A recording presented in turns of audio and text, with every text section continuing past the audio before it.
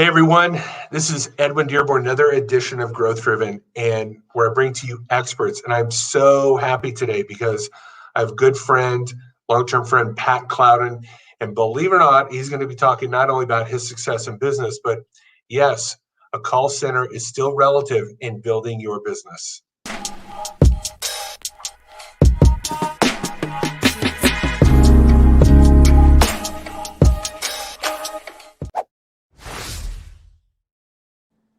Hey, Pat, thanks so much for joining us on Growth Driven. I know you're a very busy man, and I really want to appreciate you for taking the time here to join me today.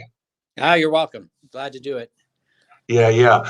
So, we've known each other for quite a bit, and I've seen your success over not just years, over the decades with your consumer energy solutions company. Kind of tell me your background for those who just joining us or just new to you as a business person, your background, what your company does, how you grew it, and what's happening today. Okay, well, we're actually in our 22nd year with Consumer Energy Solutions. And what we basically do is we put businesses on a fixed rate contract for their energy. So that gives them budget certainty. So you instead of being, I don't know if you ever looked at how energy prices jump up and down and fluctuate. It's very seasonal. Weather events can affect it, energy pricing. So for a business person to get a fixed rate, and depending on how good their credit is, we can go as much as 8-9 years and give them a fixed rate out into the future. This is how very, very large corporations buy their energy. They buy them in strips. And so with the advancements of obviously technology and computers and what have you, we've been able to take advantage of that and offer those programs to small and medium-sized businesses. And so we have thousands of customers under contract. And then when there's opportunities in the market, we were able to extend their contracts or redo them for them in some instances, and really help them again with the creating a budget certainty program for them in regards to the money they spend on energy, whether that's natural gas or electricity. So and then we, part of that is we have done research on LED lighting, for example.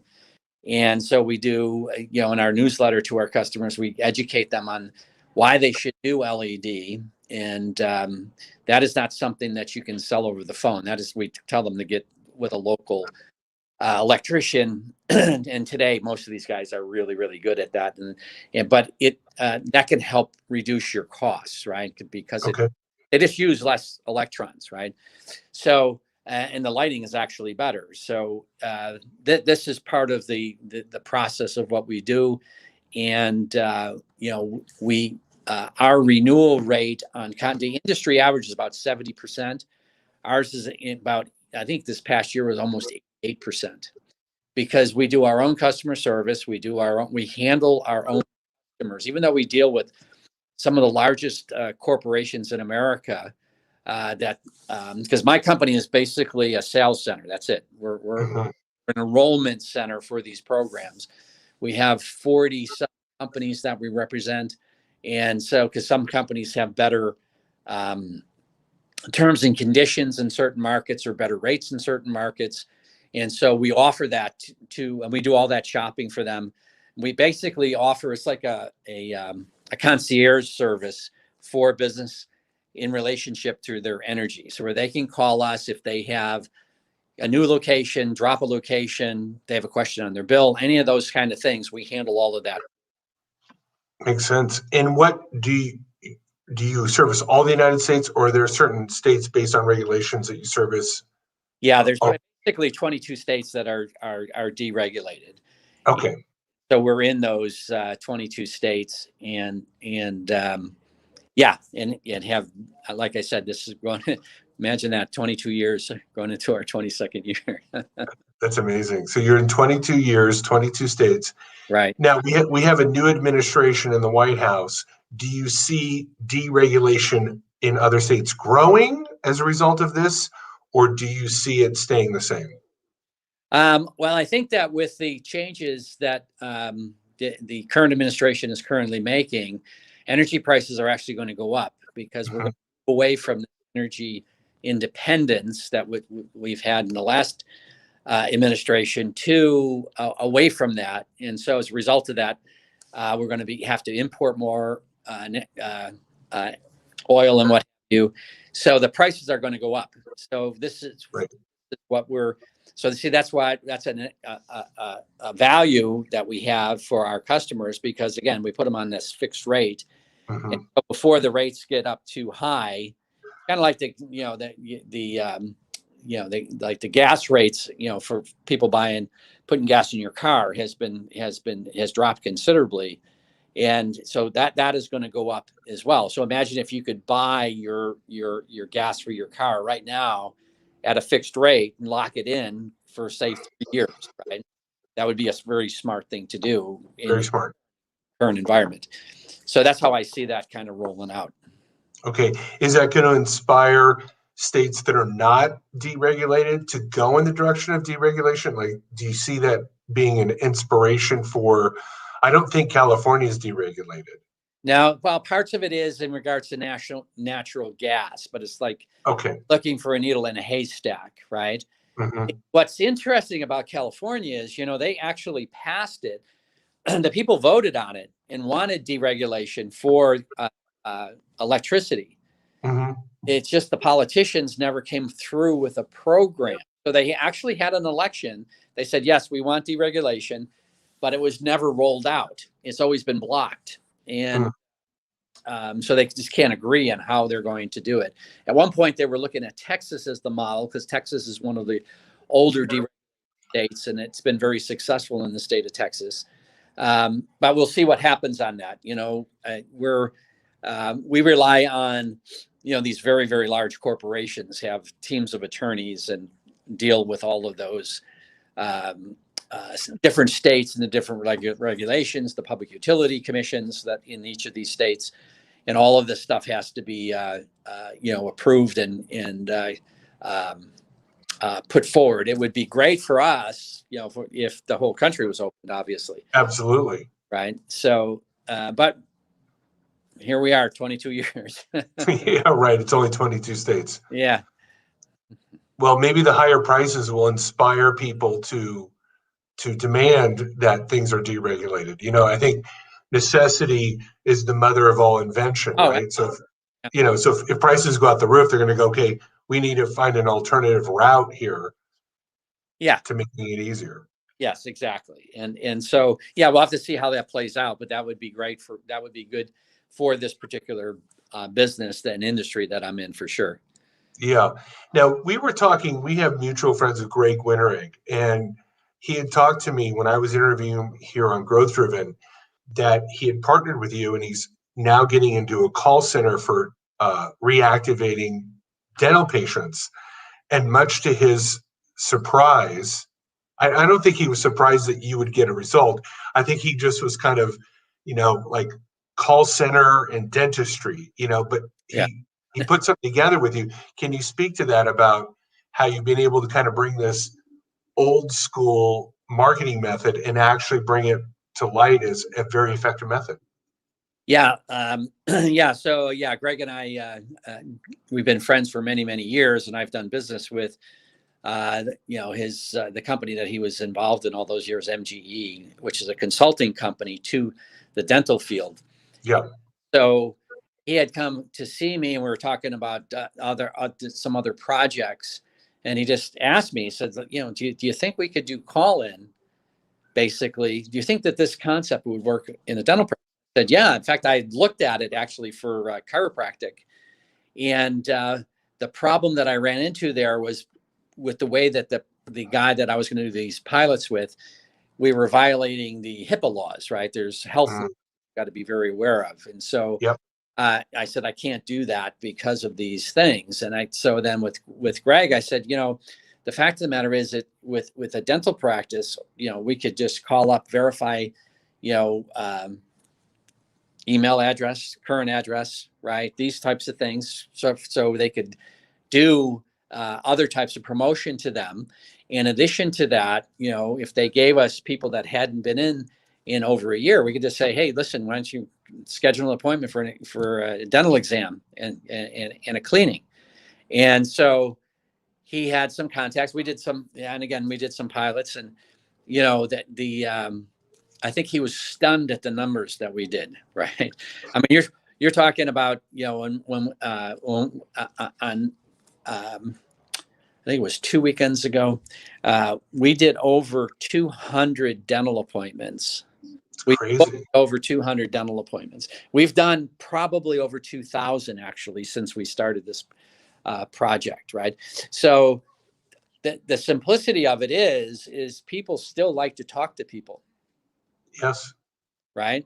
And so if you call someone on the phone and have and treat them professionally, and in this case, it's the dental practice or the doctor is known to them, so it's not like it's a big what we call in this world a cold call, right? It's someone who has done business already with this particular dental practice, and it's just getting them to come back in. And a lot of people were concerned, so we going over the fact that that dental practice has gone above and beyond the need for COVID protocols, and putting that all in to make it a safe place to come, so that you can keep up your dental hygiene. So yeah, so that this the world of calling people and talking to them is still very much alive, and is it's a integral part of at least from my world. It still works, and it's still very, very effective. Yeah, I agree. What it was interesting in talking to you now and Greg then is I've been in the marketing business for a long time, where we've been generating leads for chiropractors and doctors and other businesses. And when I would hear like, well, all the leads you got me were bad, I was like, all like Glenn Ross, right? The leads don't suck, you suck, or the leads aren't weak, you're weak. Right. Right. And that was always my stance. Where are the good leads? We want the Glenn Gary leads. Yeah. So then I would investigate, going, well, what did you do with the leads we got you? Right. How often did you call them? How fast did you call them? Speed to lead, right? Well, we called them 3 days after we got the lead. We called them once. Right. And then get a hold of them. See what happens typically. Let's talk about the dental practice. It's a good example. Yeah.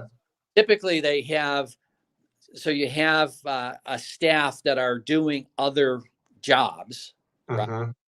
And so they say, okay, you make the phone calls, and so maybe they get 20 minutes, every other hour or something like that to make phone calls.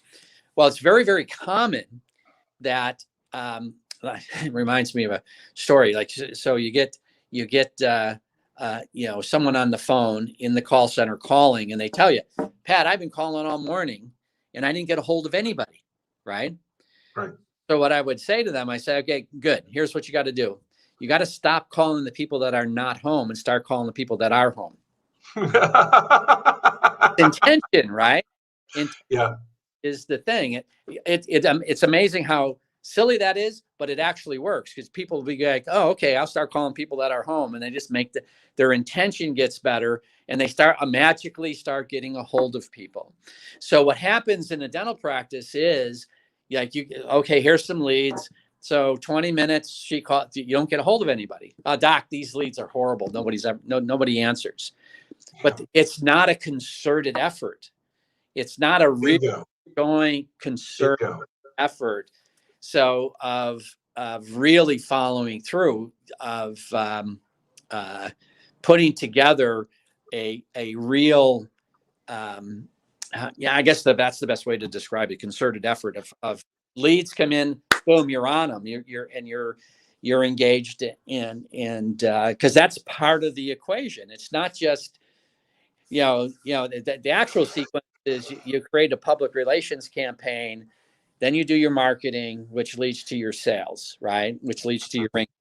And so putting that machine together, that's where the internet is brilliant. It's, the brilliance, you can create a great, through content and what have you, a public relations vehicle so that people think better of you, or, hey, I recognize that name. I recognize this thing.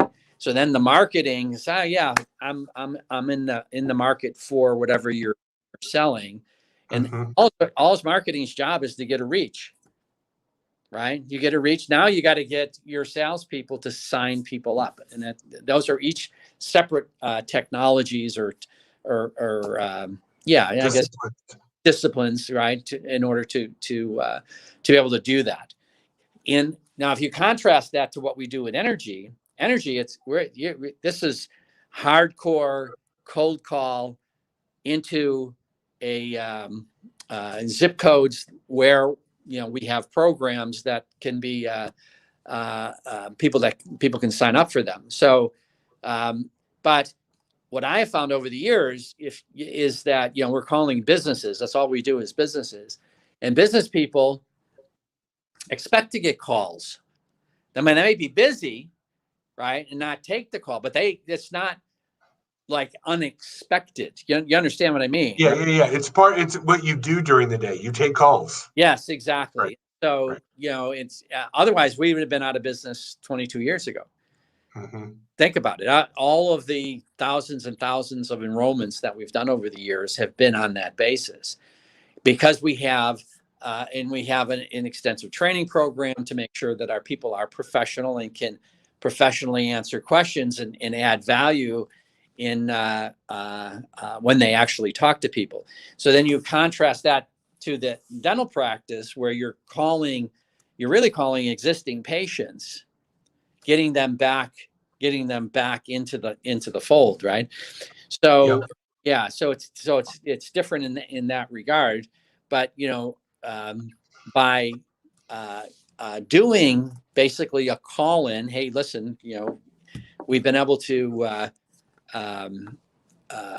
reactivate, again, thousands of patients for these dentists. It's incredible. I think what you said earlier, it's a concerted effort. I think where a lot of practices fall down on this is they think that all leads equal all leads. They've lived off of referrals for so long, or walk-ins, that they treat these internet leads, which are weaker, I will admit, but that does not mean, but you can't scale referrals. You can't say 10x referrals to tomorrow. Whereas internet leads, I can 10x based on budget and technology. But the girls are given these leads, and we treat them as salespeople, when really they're doing it usually begrudgingly with no training. Right. Part-time. So we're part-time, begrudgingly, with no training. Communicates. Huh? Begrudgingly communicates. Oh, totally. So here you are, concerted, trained, not begrudgingly calling them, and they know how to do it. And of course, now all of that concerted effort is turning into conversions. Yeah. Yeah, we had a little breakup there. Yeah, okay. Yeah, well, that's technology, right, with the internet. Sometimes it breaks up. But my point is, to reiterate, is you've got a concerted effort with trained people that aren't doing it in a tone level of, resentment. Can you hear me? I can hear you now. Yeah. Yeah, you're breaking up on me. Okay, how am I doing now? No, I can barely make out what you're saying, actually. Okay, wow. I wonder what happened. Maybe the internet, the signal moved. Well, I can hear you. That's interesting. Every other word I'm hearing, it's weird. Okay. How are we doing now? Hey guys, if you're listening to this online and live, I apologize for the technology breakup. I don't know, my internet signal seems to be strong. I'm sure Pat's is. For whatever reason, we're just experiencing the variables and foibles live streaming. No, I mean, I can't hear you at all. Okay, so hey, let me just signal Pat here. Pat, I'm gonna text you. Sorry about that, guys. If you're listening live, I apologize for that. Wow. Can you hear me now, Pat?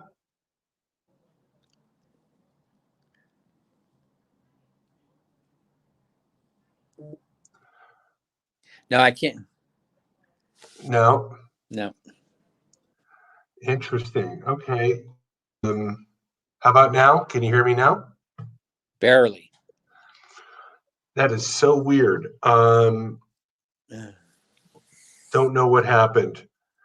Can you hear me now, Pat? Yeah, I mean, it's just you're just breaking up. That is so weird. I don't know what caused that. I didn't change any knobs or anything like that.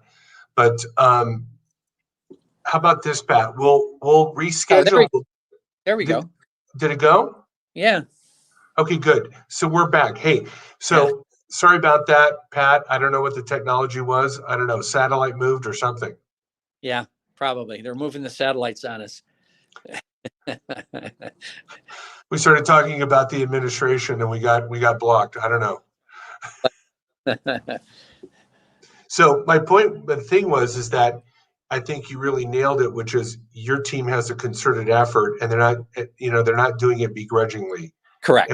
And when you have a dedicated team like what you have versus part timers, it really becomes a process of conversion, which is really what your specialty is. Yes, exactly. That's exactly right. Yeah. So tell me tell me the future of what your obviously we've got this energy move here with our new administration. That's going to be potentially a big feature. Are there other new markets that you're getting into in the future? No, we're actually hopeful for Arizona and California to open up. So we'll have to see how it goes. You know, they're the states that we're in are coming out of the COVID restrictions that they've been under, so that's going to be good. And I think it's good for everybody, just in general, right? And so we just got to get everybody back to work. That's really what that will be a big thing, and will help us tremendously. We've been very fortunate to been able to keep people working throughout this whole pandemic, and it's been an interesting year. In the beginning, in March, April, we were off by about 40%. We started to come back in I think it was June, July. We actually did better in July 2020 than we did July 2019, and hung in there, right? And then November was the best month we had in 2020 since last January in 2020. December, we did better. In December 2020, we did better than we did in December 2019. And although this month has been tough, it's been a slow month for us. But anyways, the point being is we've been able to kind of Bounce back. And the thing we always concentrate on is selling and delivering, right? You have to concentrate on how do you, despite all these obstacles, how do you sell and deliver? And that's what I put my group's attention and intention behind. And so, and by doing that, we've been able to, get through this. We're in, good shape to, get through the rest of the year here in 2021. And yes, things kind of the states get opened, and we'll see what happens on the energy pricing and stuff. And so we're poised to take advantage of all of that. It's awesome. So in your 22 years in business, obviously you've learned some principles that you don't walk back from. They're set and established. Like you've learned the hard way that this is what you need to do in business. What are those things that you've learned that you'll never walk back from, that you now know are just core principles for you to be successful in business? Well, I mentioned two of them is sell and deliver, right? Mm-hmm. So no matter what's going on, yet that's where you got to put your attention and intention behind. And then I make sure that, you know, as I put out my game plan, it's always revolves around recruitment, then training, right? What public relations things that we're going to do, what marketing, marketing for us is our direct call program, right? Mm-hmm.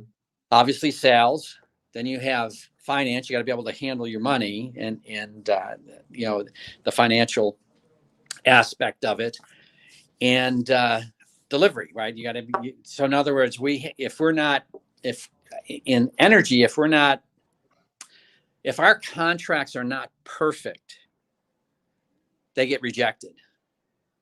So the you know, the administration of that is extremely important. So we put a lot of attention on that. Mm-hmm. And one of the things that, you know, and we had touched about this earlier, you know, it's this idea of, you know, dealing with negativity and negative people. So these are things that if it gets into that thing, I remove them from the group. I don't, you know, and I don't hesitate in regards to that, because I've just learned that it just pulls down the entirety of the group. And so part of my job is to safeguard the group and make an environment that is safe for people to come to work. And what we do is we operate at, I'm always having, we call it game day, right? So we're always Mm-hmm. games, production games, right? So you know, you participate in the games in the office. There's all kinds. We have football toss, we got bean toss, we got basketball, you know, and cards and all these different things. So, but you know, so which makes the place alive, right? And then the people that play in those games are people who actually get production that you know, in a given day, whether that's, you know, a lead or whether that's a close, whatever that is, right? Right. Always pushing, creating that environment where, again, and this was probably 2020 was you know, a big test of that, because it's been tough on everybody. But at least in our environment at work, we can make it fun, we can make it alive, and let's all do the best we can with the people that we can get a hold of. So that's kind of and that is, if anything, that's like right down the middle of where I am and how I run the group, and right, and it's been very successful for me over the years. That's a great tip. What you are is you're building and protecting a culture where Correct. people can come in and succeed and feel like they belong and we can win. It's kind of that winning attitude Right, exactly. that you really nurture. That's awesome. That's awesome. I think that's a great takeaway. Look, if you're listening to this now or in the future, you're going to be listening to this on a podcast or on my YouTube channel. You know, we're here with CEO of Consumer Energy Solutions, Patrick Clouden, and he's been talking to us about that, you know, call center is still relevant, that it's a concerted effort. And he's been really big on creating a culture of, you know, removing the negativity and creating a lot of positivity with kind of a game day feel. I know that you're a big Buffalo Bills fan. That's right. Hey, we had a great So you guys had a great run. You yeah, guys had a great run this year. yeah, it was awesome. Yeah, it was awesome. So I think you bring that kind of that Buffalo Bills passion that you have for your team into the culture of your business. Yeah, that's the idea. Yeah. So and coming up, you got you're in the Tampa area, so we got the Bucks That's right. going to Super Bowl going to the Super Bowl. a week from Sunday, which is Tampa will be the first team to ever play in the Super Bowl in their home stadium. It's awesome.